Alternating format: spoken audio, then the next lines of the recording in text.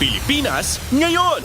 Narito na ang pinakamainit na mga balita na nakalap sa bawat sulok ng bansa. Ihahatid sa bawat Pilipino saan man kayo sa mundo. Ang Pilipinas ngayon. Pakinggan ang bawat kaganapan sa bawat lalawigan.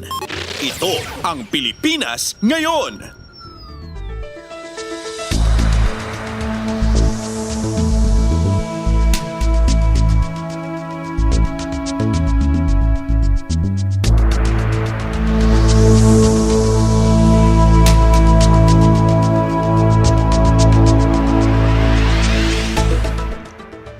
Magandang araw po sa ating mga taga-subaybay sa ating programang Ang Pilipinas Ngayon. Ako po si Ven Blones. Samahan po ninyo ako sa kabuuan ng ating programa ngayong araw na ito. Kapapalooban pa rin po ng ilan sa mga mahalagang balita mula dito sa ating bansa. Kasama na ang mga segmentong balitang negosyo, balitang pampalakasan, balitang showbiz at mga balita mula sa iba't ibang rehiyon at lalawigan dito sa Pilipinas para sa ating regional news. Samantala, maaari niyo po kaming sundan sa aming Facebook page, ang Radio Pilipinas World Service. Paki-follow, like at share na rin po. Ang tabayanan, sa inyo na sa ilang sandali ang kabuuan ng ating programang Ang Pilipinas Ngayon. Mga kaganapan sa Kamaynilaan at mga kalapit na lalawigan dito sa Ang Pilipinas Ngayon.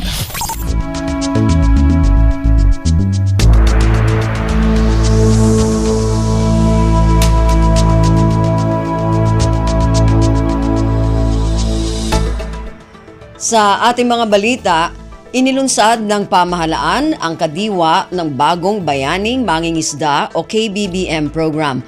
Alinsunod ito sa direktiba ni Pangulong Ferdinand Romualdez Marcos Jr. na isulong ang seguridad sa pagkain at pagpapaunlad sa yamang tubig sa West Philippine Sea. Ayon kay Palace Press Officer at Presidential Communications Office Undersecretary Claire Castro, ipinadala ang MV Mamamalakaya sa Bajo de Masinloc para direktang bilhin ang huli ng mga lokal na mga mangingisda doon. Sa ilalim ng programang ito ng Philippine Coast Guard at Bureau of Fisheries and Aquatic Resources, ipinadala ang MV Mamamalakaya na direktang mamili ng mga sariwang huli mula sa mga ngisda sa Bajo de Masinloc. Samantala, sinabi rin ni Castro na hatid rin ng MV Mamamalakaya ang subsidiya sa krudo at yelo bilang tulong sa transportasyon at mga gastusin ng ating mga mangingisda. Anya, umabot sa 20 tonelada ng sariwang isda ang nabili ng pamahalaan mula sa mga lokal na mangingisda sa unang biyahe nito sa Bajo de Masinloc. Sa KBBM, sama-sama nating itinataas ang dagal ng mangingisdang Pilipino habang pinangangalagaan ang yaman ng ating karagatan para sa kinabukasan ng buong bayan, para ito sa bagong Pilipinas. Si Palace Press Officer at PCO Undersecretary Claire Castro sa ginanap na briefing sa palasyo. Kumpleto, detalyadong balitaan, di papahuli sa mahahalagang kaganapan. Kamustahin ang inang bayan, ang Pilipinas ngayon. Maaring may katuparan ang pagkakaroon ng 20 pesos rice for all sa mga lokal na pamahalaan. Depende sa magiging panuntunan ng mga ito. Ipinaliwanag ni Palace Press Officer at PCO Undersecretary Claire Castro na sa ngayon nakatuon muna ang programa sa pagbebenta ng 20 pesos na bigas sa taong ito para sa mga nasa vulnerable sector, kabilang ang mga person with disability o PWDs, senior citizens at mga miyembro ng Pantawid Pamilyang Pilipino Program o 4Ps. Sa ngayon po, ang sa Kadiwa Centers, vulnerable sectors po ang makikinabang pansamantala hanggang December 2025. Sa LGUs po, kung ano man po ang kanilang magiging guidelines, maaari po ito maging rice for all. Depende na po yan kung ano po ang magiging panuntunan ng LGU na siyang makikipag-cooperate po sa programang ito. Samantala, ibinahagi ni Undersecretary Castro na plano ng pamahalaang nasyonal na palawakin ang programa sa susunod na taon. Ito'y upang maibenta ang 20 pesos kada kilo ng bigas para sa lahat ng mga Pilipino. Anya sisikapin ng pamahalaan na mapondohan ang programang 20 pesos meron na para pagdating ng 2026 ay hindi na lamang mga mamamayan mula sa vulnerable sector ang makikinabang sa programa, kundi lahat ng mga mamamayang Pilipino. Pero ang plano po sa susunod na taon po ay magkaroon po ng budget para maibigay po ang 20 pesos na bigas kada kilo sa lahat. Yan po ang plano, depende pa po sa budget. Pero ipagdasal po natin na makaya po ito ng ating Pangulo at ng administrasyon para po ito sa taong bayan. Si Palace Press Officer at PCO Undersecretary Claire Castro. Pasada ng mga balita mula sa Pilipinas para sa mga Pilipino saan man sa mundo. Ang Pilipinas Ngayon.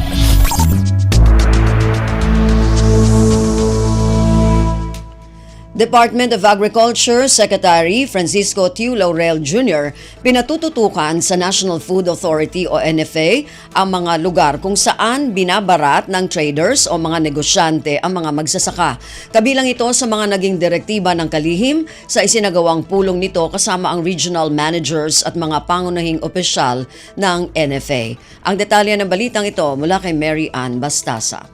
Inatasan na ni Agriculture Secretary Francisco Tiu Laurel Jr. ang mga manager ng National Food Authority na tukuyin ang mga lugar kung saan binabarat ng mga trader ang pagbili ng palay. Isa ito sa naging direktiba ng kalihim sa isinagawang pulong kamakailan kasama ang mga regional manager at mga pangunahing opisyal ng NFA. Ayon sa DA, nais ng kalihim na mapalawak ang pagbili ng palay ng NFA sa susunod na anihan at mahadlangan ang mga walang konsensyang traders na nanluloko sa mga magsasaka. Ipinarating din ng kalihim na seryoso si Pangulong Ferdinand R. Marcos Jr. na masiguro makikinabang ang mga magsasaka sa subsidized rice program at hindi ito maging butas para sa mga mandarayang trader. Meron pang natitirang 9 bilyong pisong pondo ang National Food Authority na magagamit sa pagbili ng palay ngayong taon o may katumbas na 5 milyong 50 kilo bags ng bigas. Mula sa NFA para sa Bagong Pilipinas, Mary Ann Bastasa, Radyo Pilipinas, Radyo Publiko.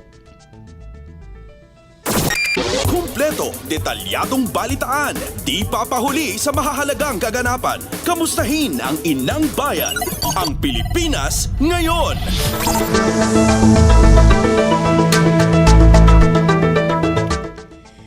Isa ng polisiya at hindi na pangako ang 20 pesos kada kilong bigas sa ilalim ng administrasyon ni Pangulong Ferdinand Romualdez Marcos Jr. Ayon kay House Speaker Martin Romualdez, maasahan ng Pangulo ang buong suporta ng Kamara upang magpatuloy ito at maging pangmatagalang pambansang polisiya.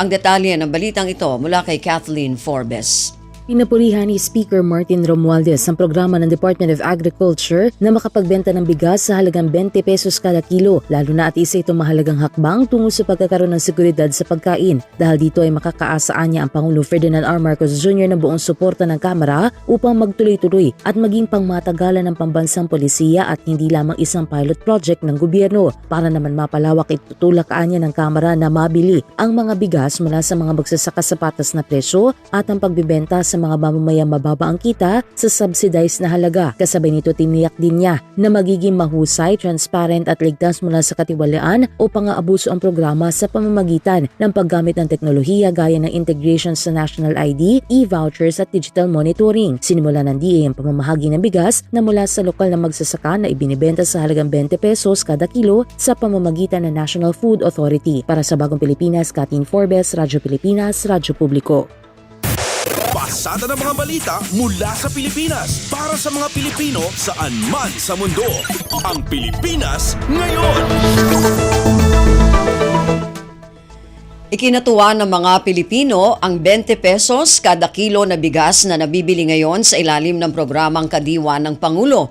Ayon sa mga mamimili at nagtitinda, malinamnam at dekalidad ang mga bigas sa kabila ng mura nitong halaga. Sinabi din ng mga ito na bukod sa malinamnam, maalsa din ang nasabing bigas. Dahil dito, tinatangkilik na ito ng mga mamimili dahil bukod sa abot kaya ay maayos ang kalidad. Ayon pa sa mga mamimili at nagtitinda, ay malaking tulong ang 20 pesos kada kilo na bigas sa mga ordinaryong pamilya na kailangang magtipid. Ang Pilipinas Ngayon, kasama si Ben Blones.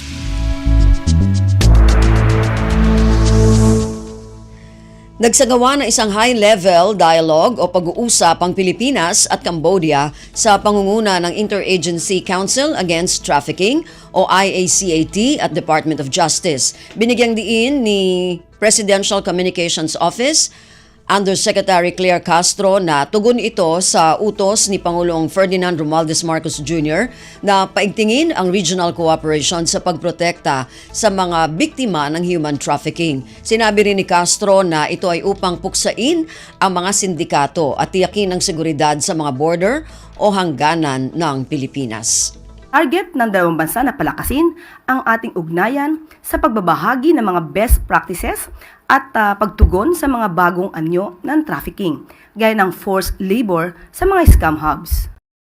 Si Palace Press Officer at PCO Undersecretary Claire Castro. Pasada ng mga balita mula sa Pilipinas para sa mga Pilipino saan man sa mundo. Ang Pilipinas ngayon.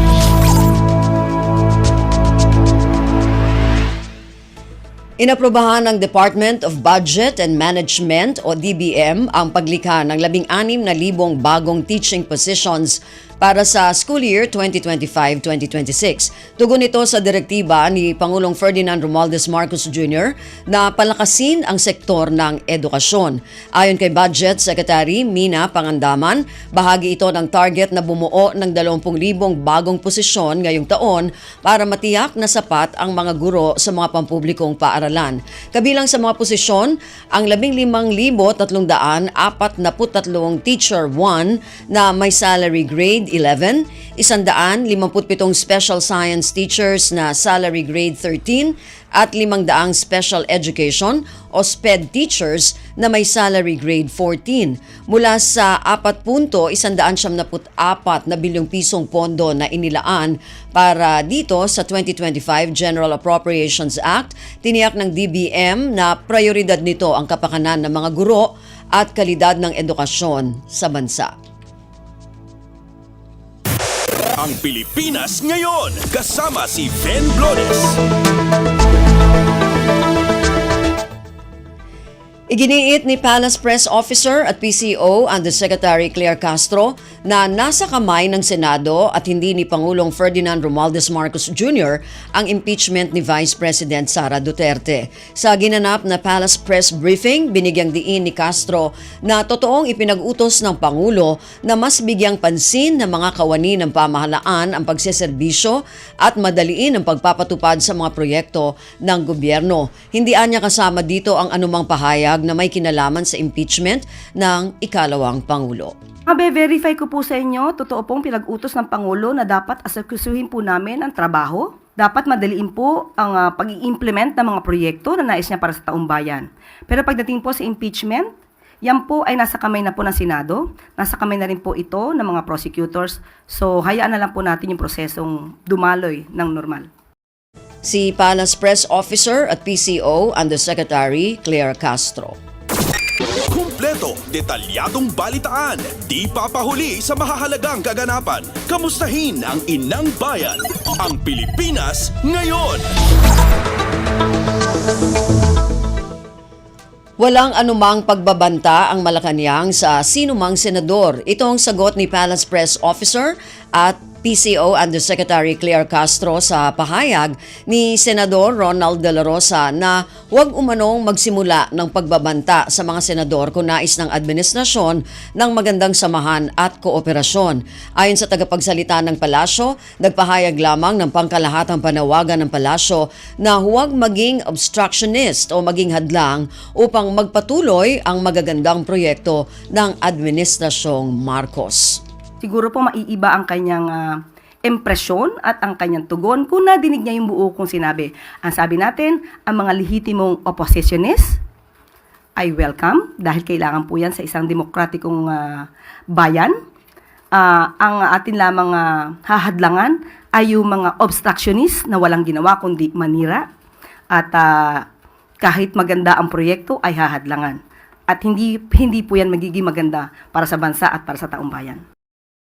Samantala, binigyang diin din ni Undersecretary Castro na wala ng kulay politika, wala ng alyansa o PDP sa Senado ngayon. Ayon kay Castro, itong paninindigan ni Pangulong Ferdinand Romualdez Marcos Jr. ngayong may mga bagong halal ng mga senador sa pamahalaan. Hinikayat ni Castro ang lahat ng mga nailuklok sa pwesto na magkaisa at magkaroon ng kooperasyon. Huwag naman po na sana laging politika ang pinag-uusapan at hindi po tayo makakakilos at makakausad kung puro pamumulitika at pang-iintriga ang gagawin natin sa pamahalaan. Si Palace Press Officer at PCO Undersecretary Claire Castro. Pasada ng mga balita mula sa Pilipinas para sa mga Pilipino saan man sa mundo. Ang Pilipinas ngayon. Walang political persecution na nagaganap kaugnay sa paghahain ng warrant of arrest kay dating presidential spokesperson Harry Roque. Ito ang tugon sa pahayag ni Roque na umano ay nahaharap siya sa political persecution dahil kaalyado siya ng mga Duterte. Iginiit ni Palace Press Officer at PCO Undersecretary Claire Castro na mismong korte ang nag-issue ng balidong warrant of arrest kay Roque sa kasong qualified human trafficking. At hindi lamang po yan.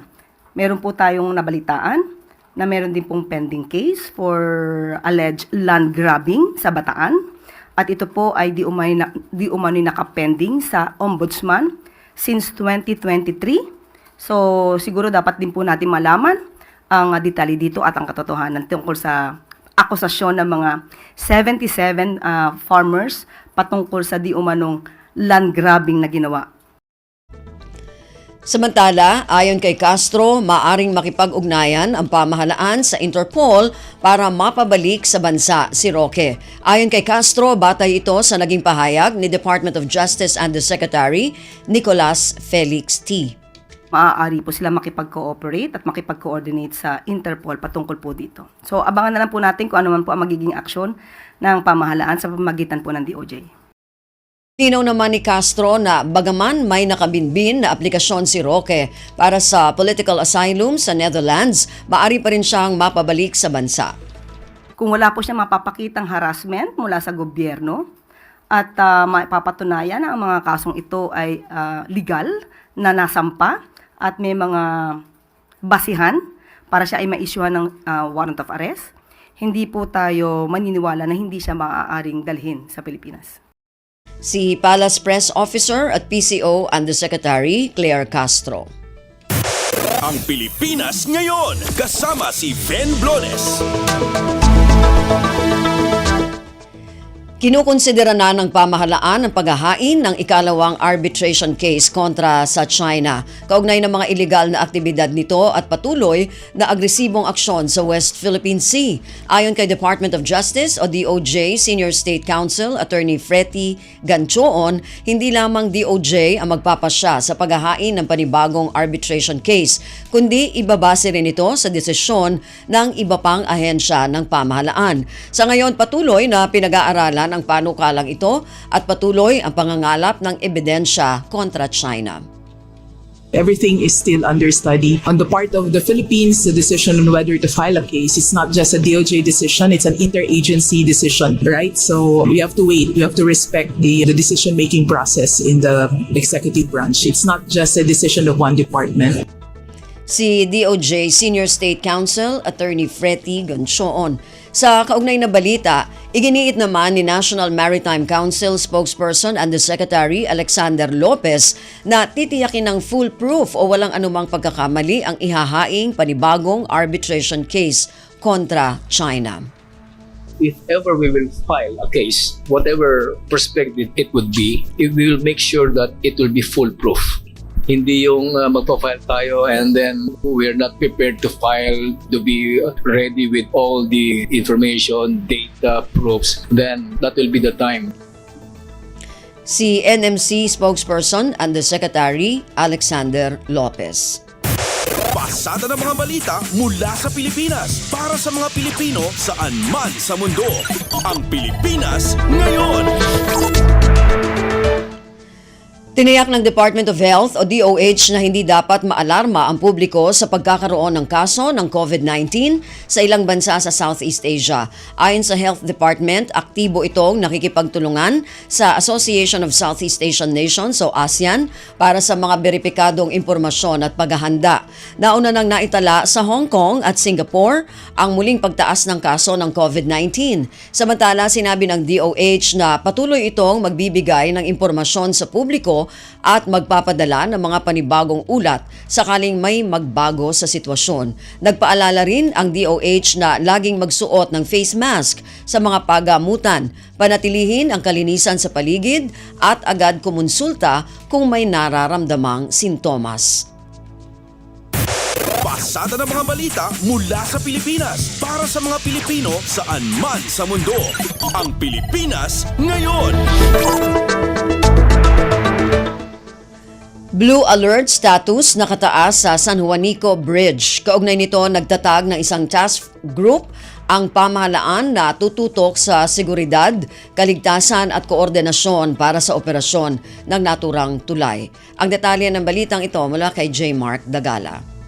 Bumuo ng isang task group ang pamahalaan na siyang tututok sa seguridad, kaligtasan at operational coordination sa pamosong San Juanico Bridge na nag-uugnay sa mga lalawigan ng Samar at Leyte. Ito'y ayon sa Office of Civil Defense ay bilang pagtarima na rin sa kautusan ni Pangulong Ferdinand R. Marcos Jr. na tingnan maigi ang mga problemang bumabalot sa naturang tulay. Layo nito na hindi na maulit ang malaking aksidente na nangyari sa Kabagan Santa Maria Bridge sa lalawigan ng Isabela noong Pebrero. Nag-ugat ang naturang inisyatiba kasunod ng mga sinelyong kasunduan gayon din ng direktiba mula sa tanggapan ng House Speaker. Sa naturang task group, ang OCD ang siyang magsisilbing lead agency at mamumuno rito. Simula ngayong araw, bawal nang maglakad sa naturang tulay. Halip ay may mga light vehicles na maghahatid sa mga tatawid sa tulay upang masiguro ang kanilang kaligtasan. Mula sa Kampo Aguinaldo para sa Bagong Pilipinas, J. Mark Dagala, Radyo Pilipinas, Radyo Publiko. Kumpleto, detalyadong balitaan, di papahuli sa mahahalagang kaganapan. Kamustahin ang inang bayan, ang Pilipinas ngayon. Naaresto ng Philippine National Police Criminal Investigation and Detection Group ang 85 wanted na mga individual sa loob ng 2 araw sa buong bansa. Ayon kay CIDG Director Major General Nicolas Torre, ang mga nahuli ay wanted sa kasong murder, rape, cybercrime, estafa, illegal recruitment at drug offenses. 38 ang nahuli sa Luzon, 33 sa Mindanao at 14 sa Visayas. Samantala, sa hiwalay na operasyon ng CIDG, nahuli ang 4 na suspek na nagbebenta ng illegal na Lishu Slimming Coffee. Ayon sa ulat, hindi rehistrado ang naturang produkto sa Food and Drug Administration. Ang Pilipinas ngayon, kasama si Ben Blones. 2 araw matapos ang Mother's Day, o ilang araw matapos ang Mother's Day, hinirang ng Bureau of Immigration ang isang ina sa NAIA Terminal 1 matapos umanong ipagbili ang sariling anak sa isang Chinese national bilang mail order bride. Kinilala ang mga pasahero sa alias na Ani, 42 taong gulang at ang anak niyang si Mia. Ayon sa Immigration Protection and Border Enforcement Section ng BI, pasakay sana ng Philippine Airlines ang mag-ina patungong China noong Mayo 13 sa isinagawang secondary inspection. Napag-alamang peke ang marriage certificate na iniharap ni Mia. Sa mas malalim na investigasyon, inamin ng dalaga na hindi niya alam na ikakasal siya at mismong ang ina ang nag-ayos ng kasal kapalit ng 5,000 piso. Ayon kay BI Commissioner Joel Anthony Viado, malinaw na kaso ito ng human trafficking sa anyo ng pekeng kasalan. Dagdag pa ng opisyal, patuloy ang kanilang pagtutulungan kasama ang Interagency Council Against Trafficking o IACAT upang mapanagot ang mga nasa likod ng ganitong uri ng eksploitasyon. Kasalukuyang nasa kustodiya ng IACAT ang mag-ina para sa karagdagang investigasyon at kaukulang tulong. Pasada ng mga balita mula sa Pilipinas para sa mga Pilipino saan man sa mundo. Ang Pilipinas ngayon.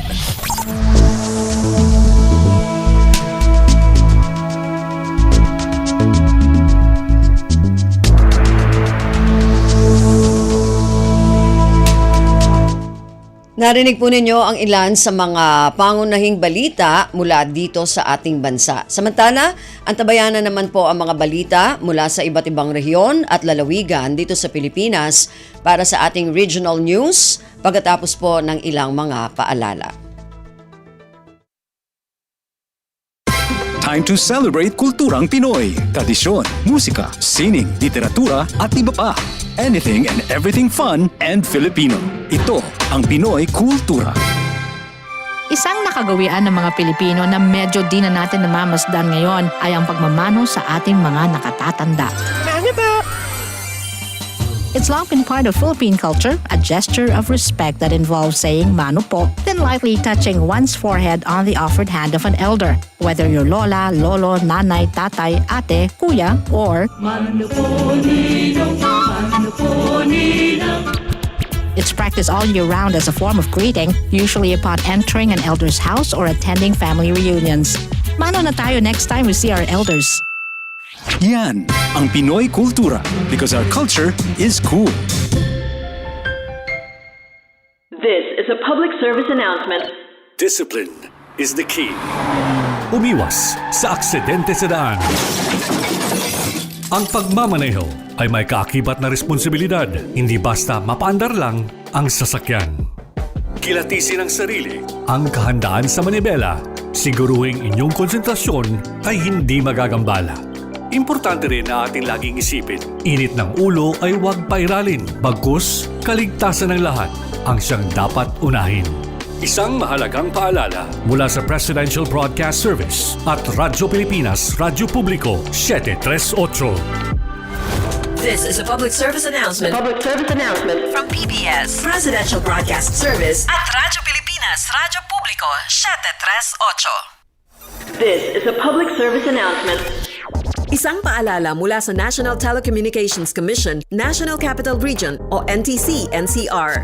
Ang kanilang Oplan Contra Text Scams. Oplan Contra Text Scams.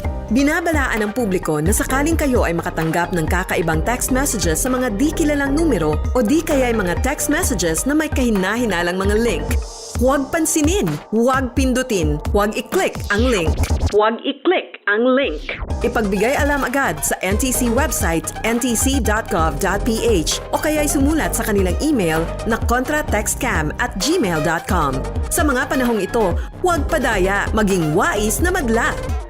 Makibahagi sa Oplan Contra Text Scam. This is a public service announcement. Public service announcement From PBS, Presidential Broadcast Service and Radyo Pilipinas. This is a public service announcement. Maging handa sa oras ng sakuna. Para sa iyo at sa iyong pamilya, laging siguruhin. Go Bag ay nakahanda at naglalaman ng mga sumusunod. Ilang pirasong damit, ready-to-eat na pagkain at inuming aabot ng 3 araw. Personal na gamit para sa inyong hygiene. First aid kit kabilang ang alcohol, bandages, gamot sa lagnat, ubo at sipon, pati na rin ang inyong vitamins at maintenance medicines. Maglagay ng pito, flashlight, lighter o posporo. Huwag kalimutan ang mga charger o power bank. At higit sa lahat, isama ang mga importanteng gamit gaya ng inyong mga legal na dokumento, IDs, ATM o passbook, insurance at iba pa. This is a public service announcement. Public service announcement From PBS, Presidential Broadcast Service and Radyo Pilipinas. Ang Pilipinas ngayon, kasama si Ben Blones. Balita mula sa lalawigan sa bawat rehiyon ng ating bayan. Dito sa Ang Pilipinas Ngayon.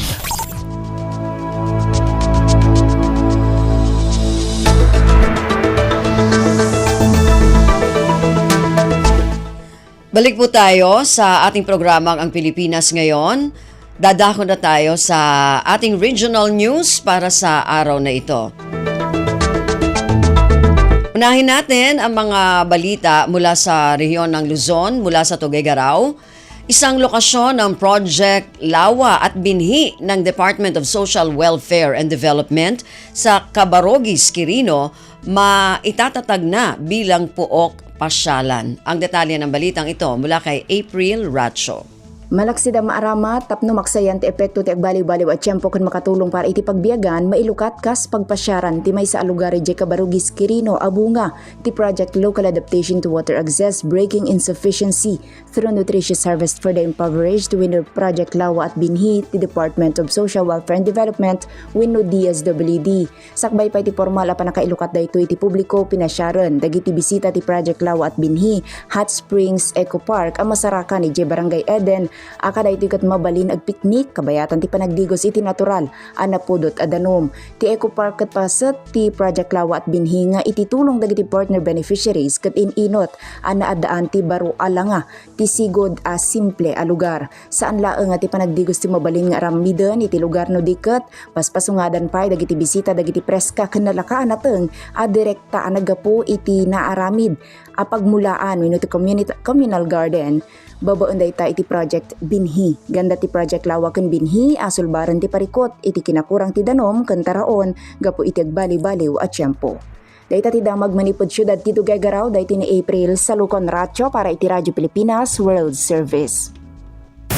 Pasada ng mga balita mula sa Pilipinas para sa mga Pilipino saan man sa mundo. Ang Pilipinas ngayon.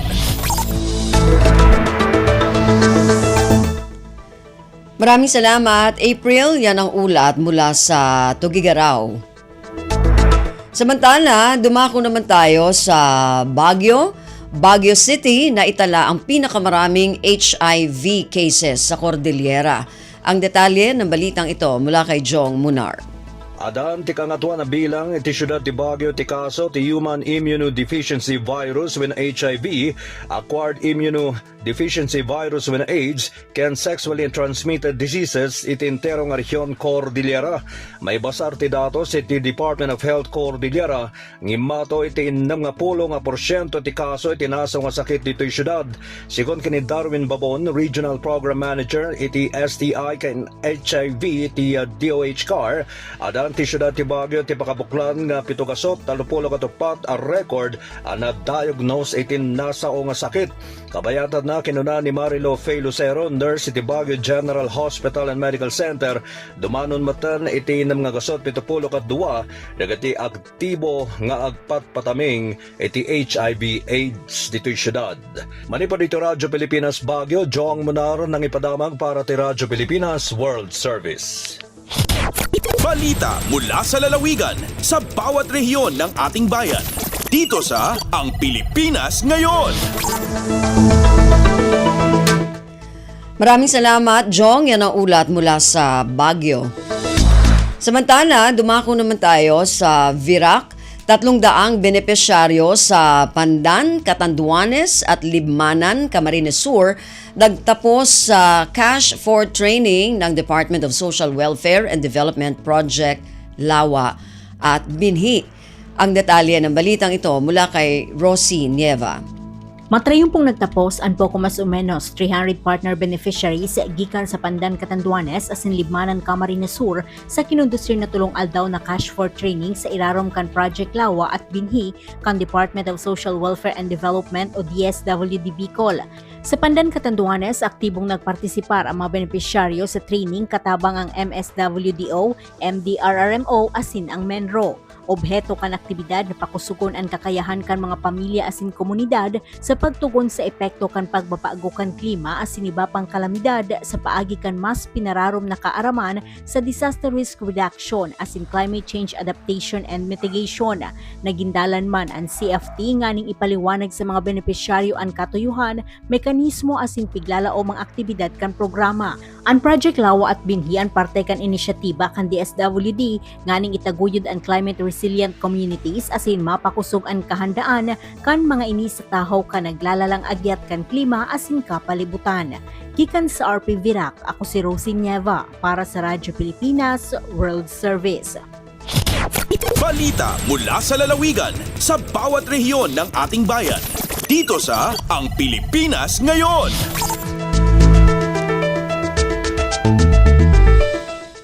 Maraming salamat kay Rosie mula dyan sa Virac. Yan po ang kabuuan na ulat mula sa rehiyon ng Luzon. Dumako naman tayo sa rehiyon ng Kabisayaan mula sa Iloilo. Dating rebelde nakatanggap ng tulong pinansyal mula sa Iloilo Provincial Government at Philippine Army. Ang detalye ng balitang ito mula kay Paul Tarosa. Nagkabaton sang bulig ang isa kaanay rebelde halin sa Iloilo Provincial Government pinaagi sa Provincial Social Welfare and Development Office kag 61st Infantry Hunter Battalion Philippine Army. Ang anay rebelde nakabaton sang financial assistance sa idalom sang Aid to Individuals in Crisis Situation o kun AICS program. Ang paghatag sang bulig ginpangunahan na day Mr. Rani Melvi Cuarte, Acting Department Head sang PSWDO kag Ms. Rona Vilgayem, Enhanced Comprehensive Local Integration Program Focal Person.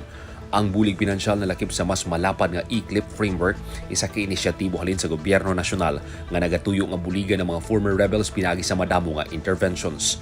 Ginpasiguro sang Iloilo Provincial Government ang bugos nga suporta sa nasamit nga programa agud madusok ang inclusive development kag katawhayan sa komunidad. Nagikan sa RP Iloilo, ini si Paul Tarosa para sa Radyo Pilipinas World Service. Balita mula sa lalawigan sa bawat rehiyon ng ating bayan. Dito sa Ang Pilipinas Ngayon.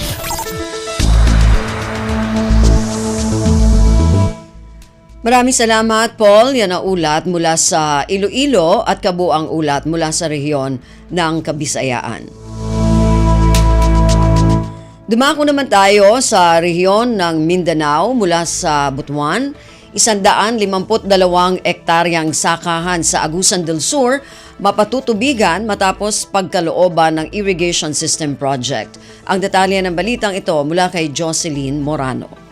Communal Farmers Irrigation System formal nang gitugyan ngadto sa Patinay Farmers Irrigators Association. Ang proyekto gipunduhan sa National Irrigation Administration Agusan del Sur sa pakigkolaborasyon sa Department of Agrarian Reform Agusan del Sur sa kantidad nga 21.750 million pesos. Ilawom kini sa Comprehensive Agrarian Reform Program Irrigation Component. Ang irrigation system project mopalig-on sa suporta sa mga agrarian reform beneficiaries diha sa gitinguha nga motaas ang produksyon sa kaumahan.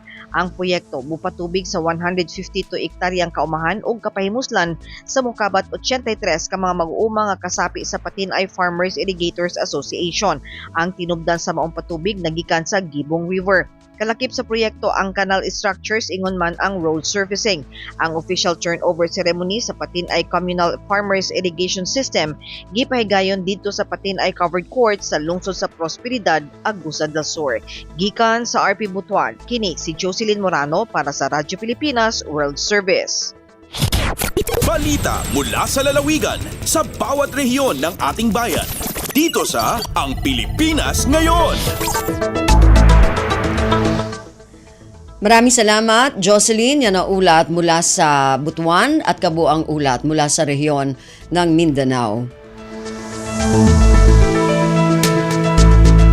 Narinig po ninyo ang ating regional news para sa araw na ito, kalipunan ng mga balita mula sa iba't ibang rehiyon at lalawigan dito sa Pilipinas.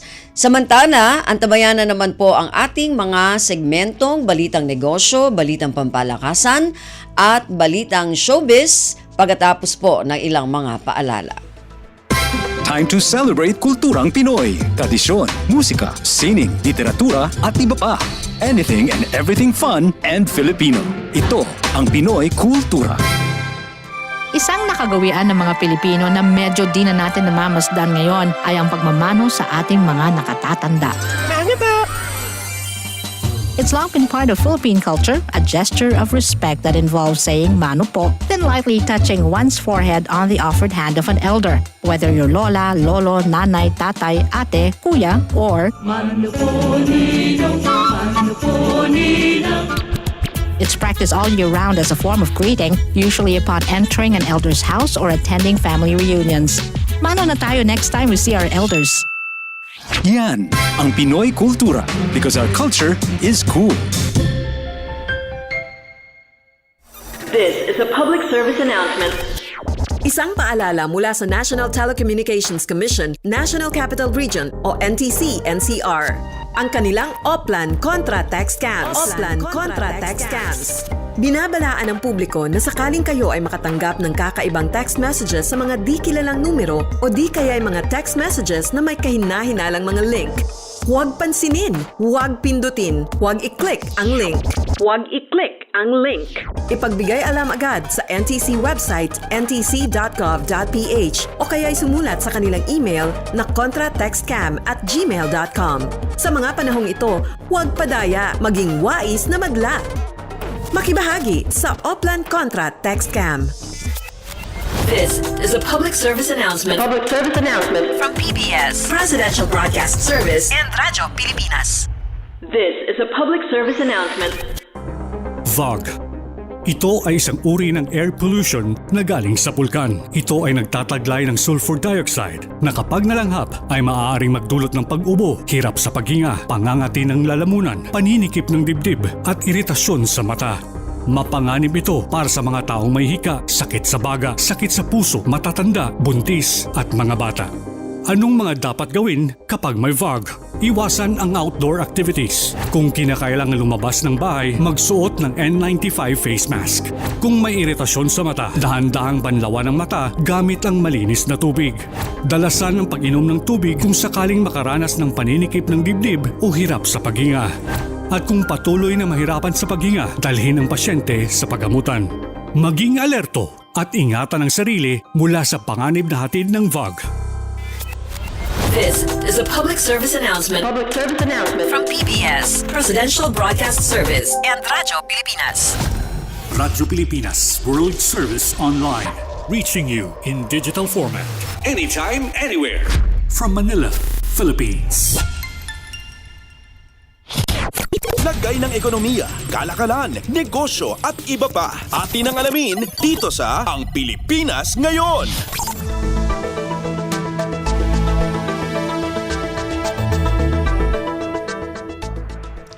At nagbabalik po ang ating programang Ang Pilipinas Ngayon. Samantala, narito naman po ang balitang negosyo at kalakalan.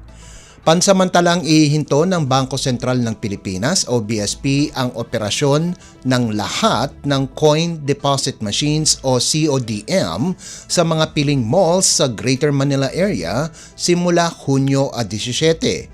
Ayon sa BSP, ang hakbang na ito ay bahagi ng masusing pag-aaral upang mapahusay pa ang sirkulasyon ng mga barya at ang sistema ng currency exchange sa bansa. Maaari pa ring gamitin ang CODM hanggang Hunyo 16 ngayong taon para sa pagpapalit ng mga barya. Mula ng ilunsad noong Hunyo taong 2023, umabot na sa 1.5 bilyong piso ang halagang nakolekta ng mga naturang makina. Samantala, pinaaalahanan ng publiko na maaari pa ring namang magdeposito ng mga barya sa mga bangko kung may account.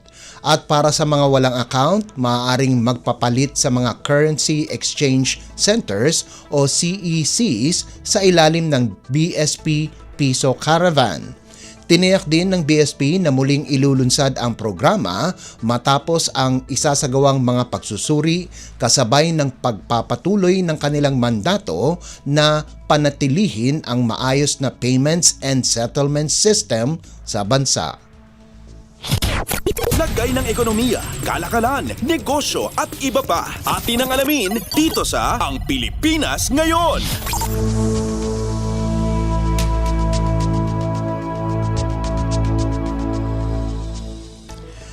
Pagkatapos ng hindi inaasahang mas mahina na Gross Domestic Product o GDP growth sa unang quarter ng taong 2025, sinabi ng National Socio-Economic Planner ng bansa na pag-abanto na sa 6 hanggang 8% growth ng administrasyon ni Pangulong Ferdinand R. Marcos Jr.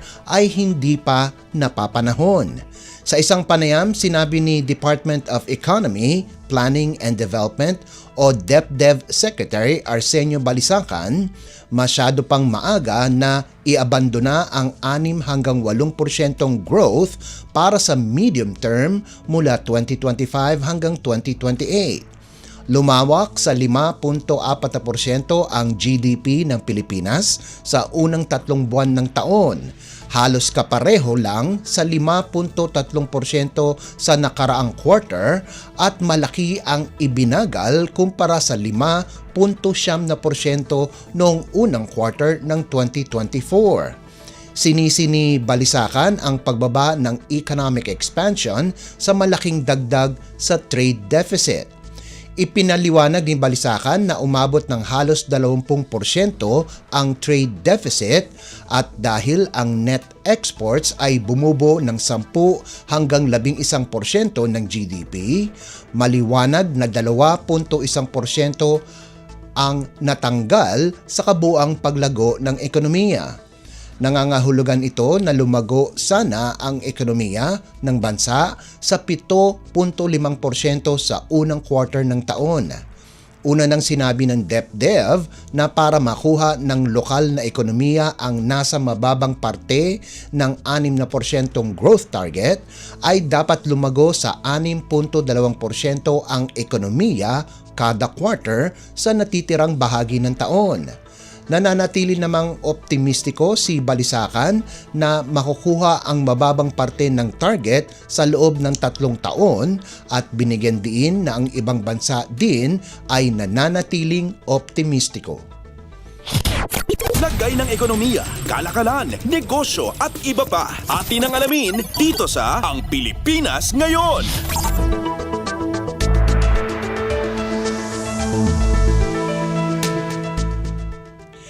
Halos 600,000 motorsiklo ang nadagdag sa mga pangunahing kalsada sa bansa sa loob ng 4 na buwan ng taon kung saan ang demanda sa murang transportasyon ay patuloy na humihikayat ng madaming mamimili sa buong bansa.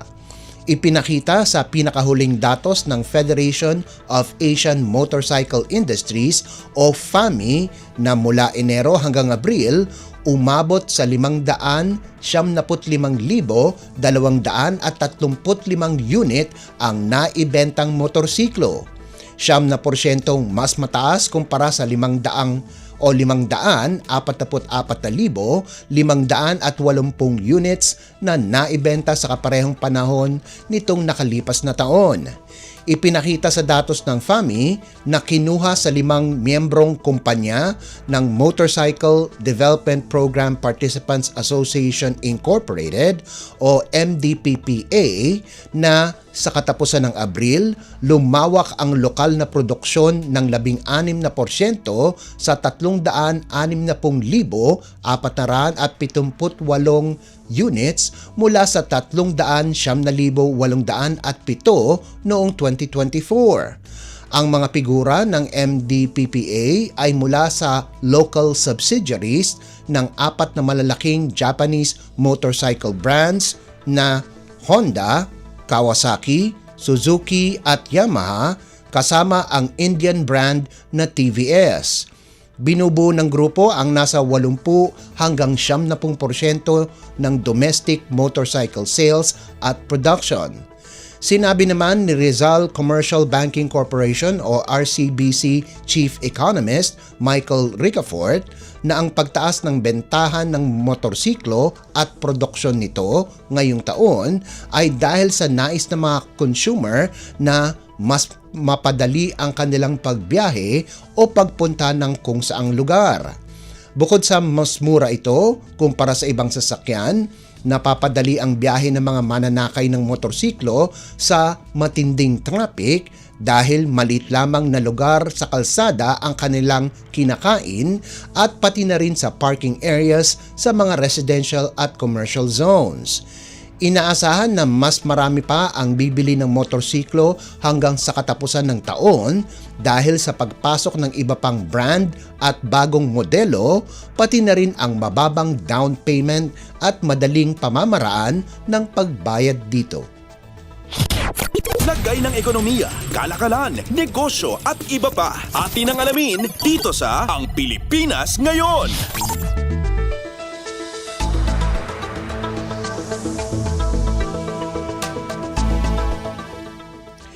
Nananawagan ang Department of Finance o DOF sa Asian Development Bank o ADB na paigtingin pa ang kanilang suporta sa mga pambansang prioridad ng Pilipinas.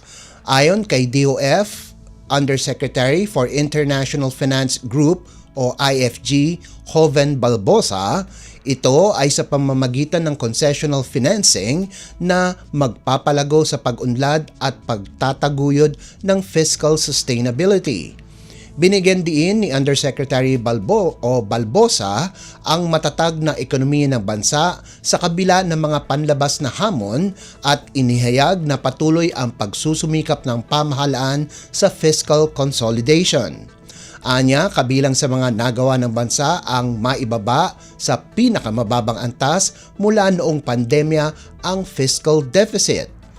Pinuri rin niya ang patuloy na suporta ng ADB sa iba pang mahalagang sektor tulad ng pampublikong infrastruktura, pag-unlad ng mga MSMEs o Micro, Small and Medium Enterprises at pagpapalakas ng partisipasyon ng pribadong sektor.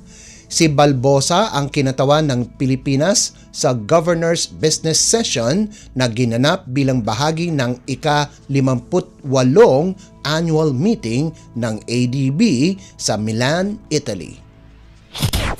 Lagay ng ekonomiya, kalakalan, negosyo at iba pa. Atin ang alamin dito sa Ang Pilipinas Ngayon.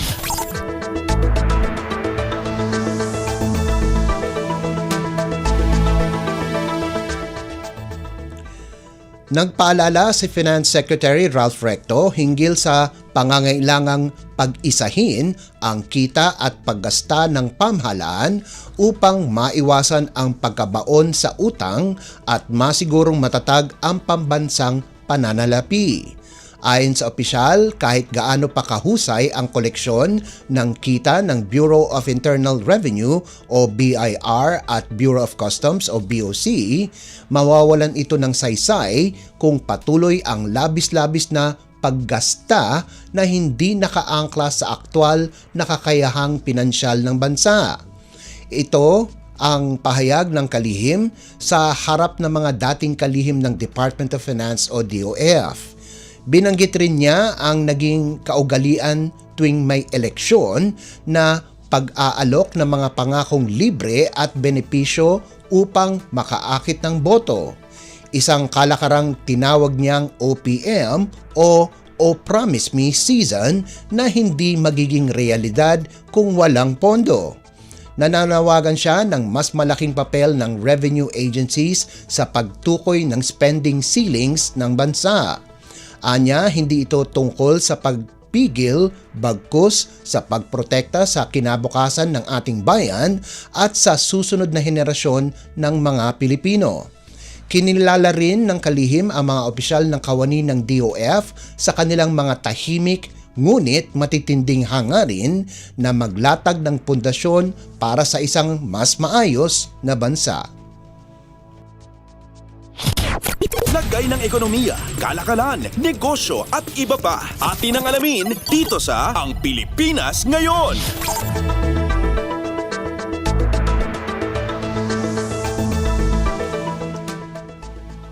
At yan po ang ating balitang negosyo at kalakalan. Samantala, antabayanan nyo naman po ang ating segmentong Sports Balita. Yan po sa pagbabalik ng ating programang Ang Pilipinas Ngayon, pagkalipas lang po ng ilang paalala. This is a public service announcement. Discipline is the key. Umiwas sa aksidente sa daan. Ang pagmamaneho ay may kaakibat na responsibilidad, hindi basta mapaandar lang ang sasakyan. Kilatisin ang sarili, ang kahandaan sa manibela, siguruhing inyong konsentrasyon ay hindi magagambala. Importante rin na ating laging isipin, init ng ulo ay huwag pairalin, bagkus kaligtasan ng lahat ang siyang dapat unahin. Isang mahalagang paalala mula sa Presidential Broadcast Service at Radyo Pilipinas, Radyo Publiko 738. This is a public service announcement. From PBS, Presidential Broadcast Service at Radyo Pilipinas, Radyo Publiko 738. Paliwanag mo sa tao na hindi totoo yan. Dahil ang totoo Yung totoo ang dapat ninyong malaman. Nagkalat sa internet ang fake news o mali at fake news. Tinatapat niyo yung tao. What they are doing is creating panic. We say no. Yung pagkalat ng fake news. And some of it's dangerous. Sana iwasan po natin pagsispread ng fake news. At di magpapakalat ng disinformation at misinformation ang kasulukuyang administrasyon. Stop telling us fake news because you're wrong. Para sa totoo at mapagkakatiwalaang mga balita at impormasyon, Radyo Pilipinas. Saan man, anumang oras, konektado ka sa Radyo Pilipinas World Service Online. Online digital na serbisyo para sa Pinoy sa bagong Pilipinas. Radyo Pilipinas World Service Online. Updates at pinakahuling mga usapin sa mundo ng palakasan. Atin ang pakinggan dito sa Ang Pilipinas Ngayon.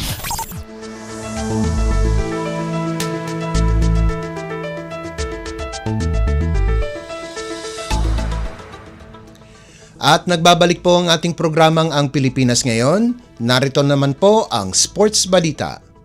Naging kauna-unahang koponan ang Rain or Shine Elasto Painters ang nakatalo sa Magnolia Hotshots sa PBA Season 49 Philippine Cup. Malaking salamat ito dahil sa kanilang mainit na tirada kung saan sinunog ng Elasto Painters ang Hotshots 119-105 sa kanilang pagtatapat sa Inari Center sa Montalban, Rizal nitong linggo. Ito na ang ika-4 na panalo ng E-Painters sa loob ng 6 na laro at nanguna sa kanilang atake si Adrian Nocum na nagtapos ng may 20 puntos mula sa 8 of 12 shooting. Bukod kay Nocum, maganda din ang ipinakitang laro ni Santi Santillan kung saan nakalikom ito ng 17 puntos, 13 rebounds at 3 tapal habang sina Jonard Clarito at Keith Datu ay nakapasok ng 2 3-pointers bawat isa para makumpleto ang 14 at 10 markers ayon sa pagkakasunod. Bukod dito, kapuri-puri din ang kabuang tirada ng Rain or Shine mula sa field kung saan naipasok ang 42 tira mula sa 81 pagtatangka para sa 51.7% average at 15 sa 31 tirada mula sa 3-point line para sa average na 48.4%. Solido naman ang performance ni Zav Lucero para sa Magnolia kung saan nagrehistro ito ng 17 puntos, 6 na rebounds at 1 assist. Sina Mark Baroka at Ian Sangalang ang sumunod na may 15 puntos bawat isa habang nagtapos na may 11 puntos si Jed Mendoza, subalit nasayang naman ito kung saan nakuha ng koponan ang kanilang unang talo sa loob ng 7 laro. Updates at pinakahuling mga usapin sa mundo ng palakasan.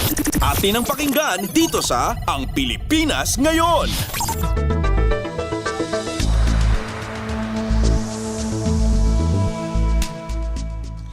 Samantala, ipinakita ng San Miguel Beermen ang kanilang lakas para irehistro ang kanilang pinakabagong panalo sa isa pang laban sa PBA Season 49 Philippine Cup. Sumandal ang San Miguel sa kanilang balancing atake para dominahin ang Terra Firma Jeep 128-89. Pinangunahan ni na CJ Perez at Mo Tautua ang opensa ng Beermen kung saan nakapagtala si Perez ng 17 puntos, 4 na rebounds at 4 na assist habang nakagawa din ng 17 puntos si Tautua, sahog pa ang 8 boards at 2 assists. Impresibo din ang performance ni Rodney Brondial na nagtapos ng may double-double na may 16 na puntos at 22 rebounds at gayon din sina Huami Chongson, Don Troliano, Jun Mar Fajardo at Jericho Cruz na nagtapos ng may 13, 12, 12 at 11 puntos ayon sa pagkakasunod.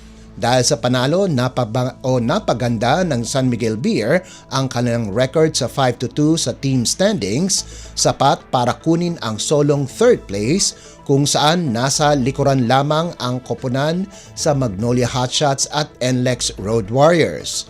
Sa kabilang banda, ito na ang ikapitong talo ng Jeep sa loob ng 8 laro at nagsisilbing ika-6 na sunod-sunod nilang pagkatalo.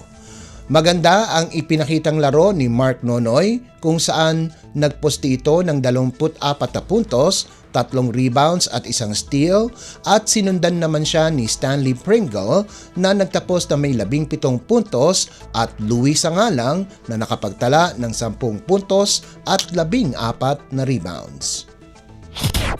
Updates at pinakahuling mga usapin sa mundo ng palakasan. Atin ang pakinggan dito sa Ang Pilipinas Ngayon.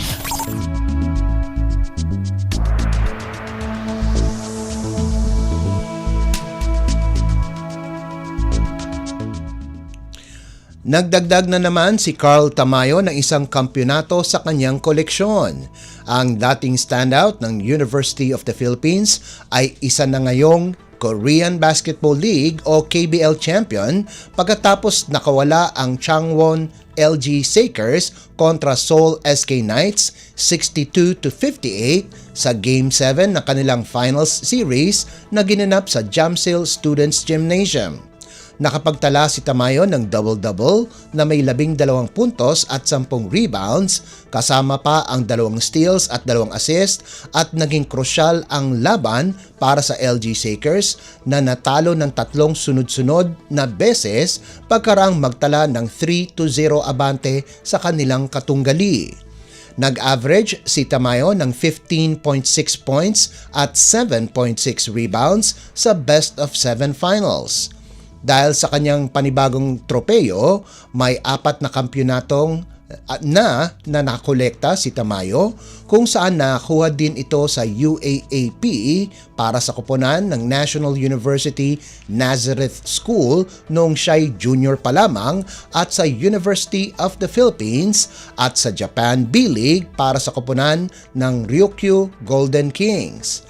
Sa kabilang panig, ang isa pang fighting maroon sa laban na si Juan Gomez Diliano ng Seoul ay hindi nasilayan sa aksyon sa Game 7. Updates at pinakahuling mga usapin sa mundo ng palakasan. Atin ang pakinggan dito sa Ang Pilipinas Ngayon.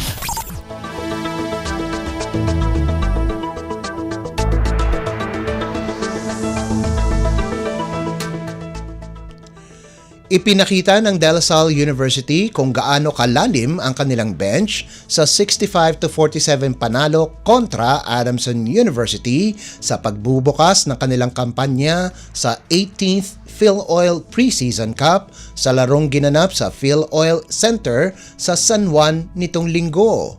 Binura ng Green Archers ang dikit na pagkadehado 27-29 sa halftime kung saan binigay lamang sa Soaring Falcons ang 18 puntos sa huling 2 quarters. Nagtapos si veteran Earl Abadam ng may 9 na puntos habang nagdagdag si Jacob Cortez ng 8 markers at 5 rebounds. Si Keyan Baclaan, isa pang talento na tapos na sa kanyang 1-year residency, ay nagambag ng 12 puntos, 8 assists, 4 na rebounds at 2 steals.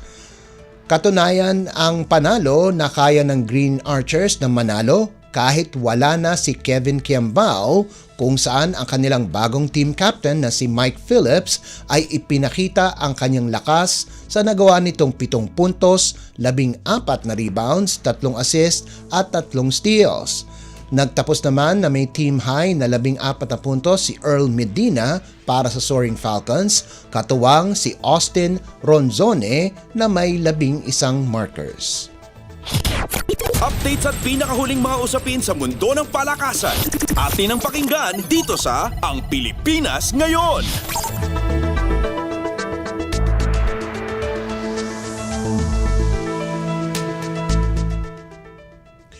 Natupad ng National University ang kanilang pangarap pagkarang makumpleto ang 5-peat sa UAAP Men's Volleyball Tournament.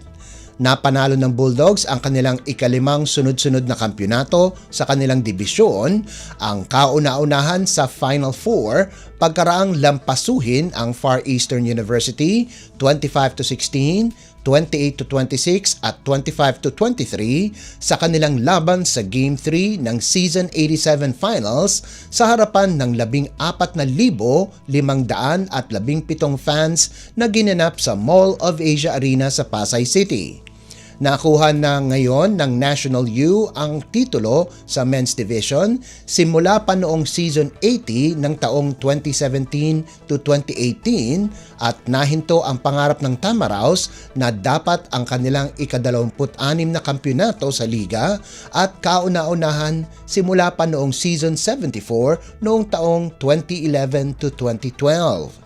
Pinangunahan ni Leo Aringo ang opensa ng NU kung saan nag-average ito ng 8.7 points sa best of 3 series at pinangalan ng Finals Most Valuable Player. Nagtapos naman si Leo Ordiales na may team high na 13 markers habang nagposte si Buds Budin ng 9 na puntos kasama pa ang 11 excellent receptions. Si Drix Saavedra ang nanguna para sa FEU sa natipon nitong game high na 24 na puntos. Sinundan ito ni Luis Miguel na may 8 puntos habang nakapag-set si Ariel Cacao ng 17 excellent sets. Malaki ang nagawang errors ng FEU sa 27. Siyam ay nanggaling sa unang set kaya't ito ang rason kung bakit hindi nakahabol ang Tamaraws. Updates at pinakahuling mga usapin sa mundo ng palakasan. Atin ang pakinggan dito sa Ang Pilipinas Ngayon.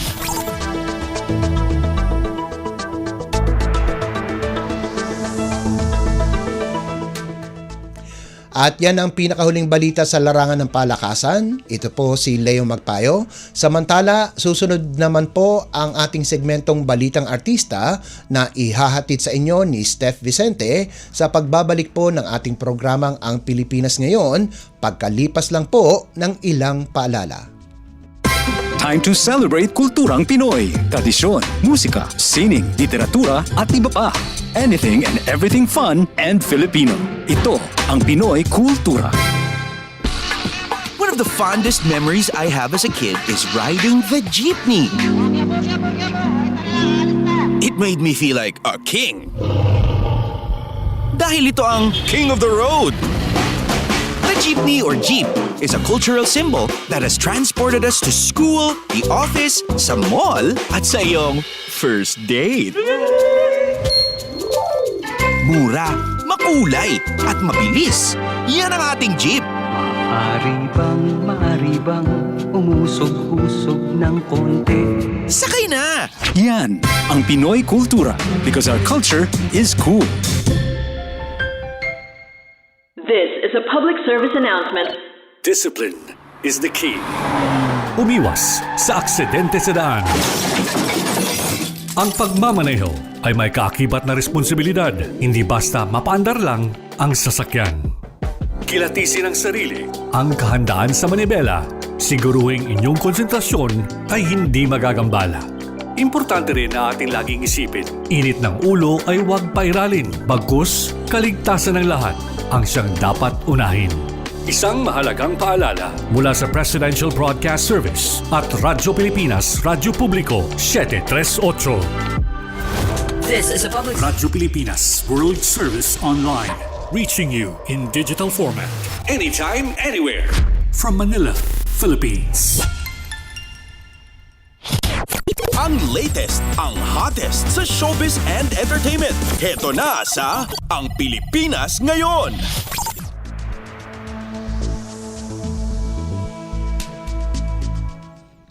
Magandang araw! Nagbabalik na po ang ating programang Ang Pilipinas Ngayon at narito na ang paboritong segmento ng mga chismoso at chismosa, ang segmentong Balitang Artista.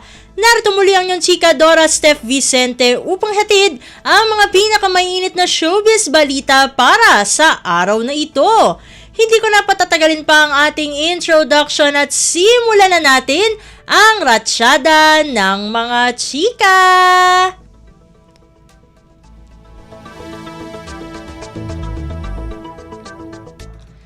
Ang cute-cute ng anak ni na Derek Ramsey at Ellen Adarna. Oo, ipinakita na nga ng mag-asawa ang kanilang baby na parang 50-50 nila ang features. Simpleng Our Little Lily, newborn 6 months ang caption ni Ellen kalakip ang maraming photos nito. Aminado naman ang mag-asawang pinagtrabahuhan nila ang kanilang dragon baby noong nakalipas na taon. Pareho silang dragon at naniniwala ang mag-asawa na swerte ang baby kung ipanganganak din ng kapareho nila ang Chinese zodiac sign. Kung atin pong matatandaan ay ikinasal sina Ellen at Derek noong taong 2021. Kailan naman kaya ipapakita sa social media ni Zanjo Marudo at Ria Ataide ang kanilang baby? Gayon din, sina Maha Salvador at Rambo Nunez. Hello, kailan ba? Yun na nga, may endorsement na pala ang baby ni na Ellen at Derek. Basa na rin sa post ni Ellen. Ang latest, ang hottest sa showbiz and entertainment. Heto na sa Ang Pilipinas Ngayon. Samantala, hindi pinalampas ni Darren Espanto ang isang netizen na nang-okray sa kanya. Meron kasing nag-repost ng cover niya, ng isang kanta na sinabi, na quote-unquote, "Dare I say, people who can't sing need to stop covering his songs." Seriously, kung hindi po tayo nagkakamali, yung tinutukoy po ng netizen na ito na kumbaga ginawa ng cover ni Darren ay walang iba kundi ang BTS member na si Jungkook. Kasi nakita natin mga kamosa sa platform, sa social media platform na X ay talagang nagbabangayan ang mga fanay ni Darren at yung mga ARMY o yung mga fan ng BTS.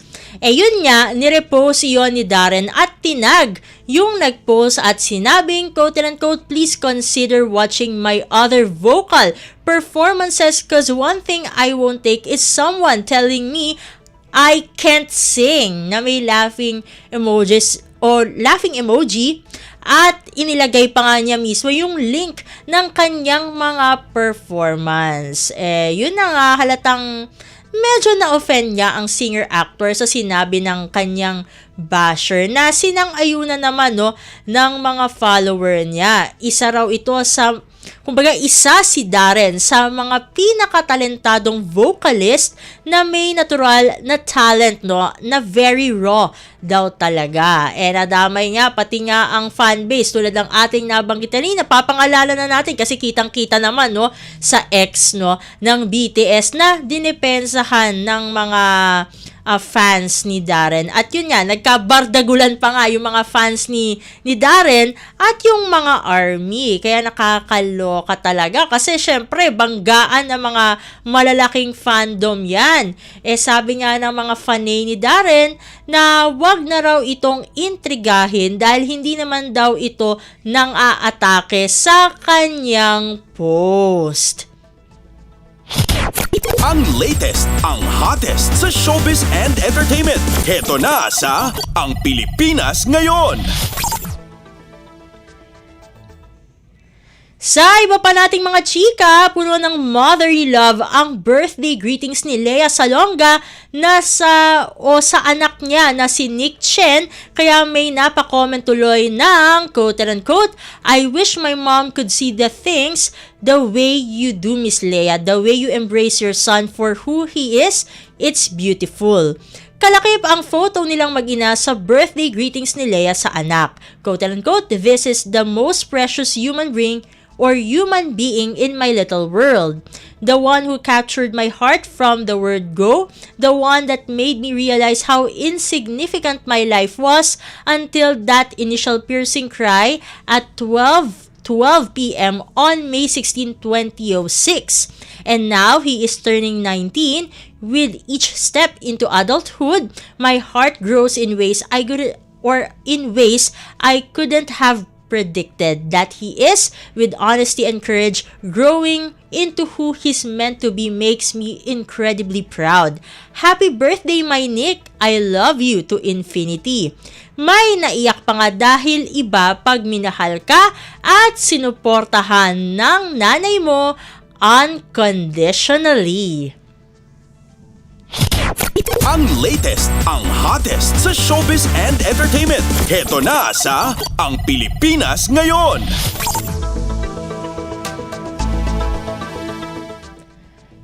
Naku, konti na lang ang oras natin para sa ating segmentong Balitang Artista. Maraming salamat mga kachismis para sa inyong pakikinig sa ating segmento.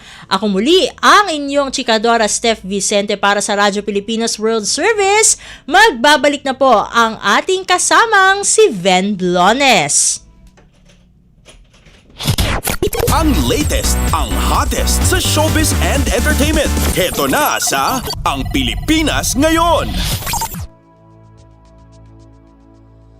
This is a public service announcement.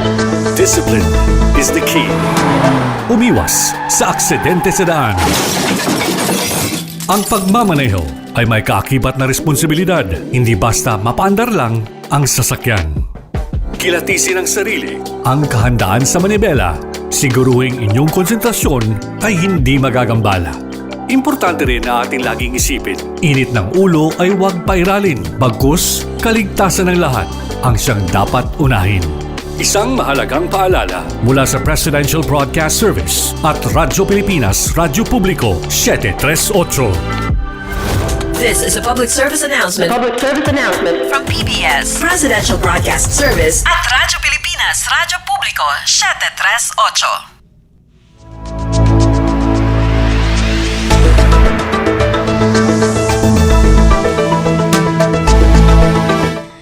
At yan po ang kabuuan ng ating programang Ang Pilipinas Ngayon. Magpapasalamat muna tayo sa mga nakasama natin sa ating programa ngayong araw na ito. Sa ating mga executive producer, kina Steph Vicente at Jerome Toledo. Sa mga nakasama natin sa ating technical side, kina Susan Aizon, Milo Jonella, Hiro Lucero at Anthony Pimentel. Maraming salamat din sa mga kasamahan natin na nag-ulat para sa ating mga segmento, para sa ating balitang negosyo at balitang pampalakasan kay Leo Magpayo, sa ating showbiz balita kay Steph Vicente, sa mga kasamahan natin na nag-ulat mula sa iba't ibang rehiyon at lalawigan dito sa ating bansa, para sa ating regional news at sa ating station manager na si Mr. Ray Sampang. Hanggang sa susunod na edisyon ng ating programang Ang Pilipinas Ngayon, ako pong muli si Ven Blones. Maraming salamat po at mabuhay po tayong mga Pilipino. At yan ang Pilipinas Ngayon. Muling samahan si Ven Blones sa parehong oras at alamin ang pinakahuling mga kaganapan at balita saan man kayo naroon. Ang Pilipinas Ngayon.